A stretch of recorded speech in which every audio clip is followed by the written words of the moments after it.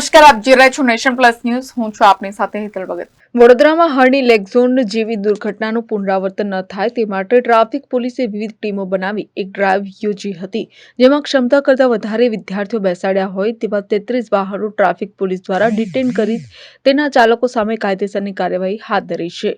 તાજેતરમાં હરણી lake zone ખાતે boat પલટી જવાના કારણે 12 બાળકો અને 2 શિક્ષકો મળી 14 લોકોના મોત નીપજ્યા હોવાની ગોઝારી ઘટનાએ વડોદરા સહિત સમગ્ર ગુજરાતને હચમચાવી દીધું હતું, જેમાં તળાવ ખાતે 14 લોકોના મોત માટે જવાબદાર કોન્ટ્રાક્ટર સહિતના લોકો સામે કડક કાર્યવાહી કરી તેમની ધરપકડ કરી લેવામાં આવી હતી. ત્યારે શહેરમાં આવેલી વિવિધ સ્કૂલોમાં અભ્યાસ કરતા બાળકોને ઘરેથી શાળાએ અને શાળાએથી ઘરે લઈ જવા માટે રિક્ષા, વાન સહિતના વાહનોનો ઉપયોગ કરવામાં આવે છે, પરંતુ આ વાહનોના ચાલકો દ્વારા વધુ રૂપિયા કમાઈ લેવાની લાલચમાં ક્ષમતા કરતાં વધારે વિદ્યાર્થીઓને બેસાડવામાં આવતા હોય છે.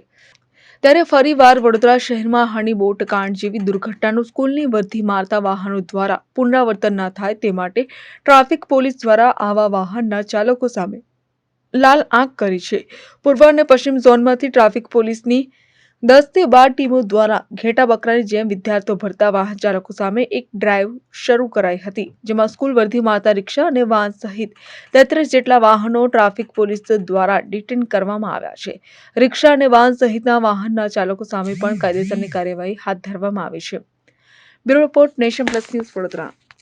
સમાચારોના સતત અપડેટ માટે નેશન પ્લસ ન્યૂઝના યુટ્યુબ ચેનલને સબસ્ક્રાઇબ કરો, બેલ આઇકન દબાવો અને ફોલો કરો ઇન્સ્ટાગ્રામ, ફેસબુક અને ટ્વિટર પર.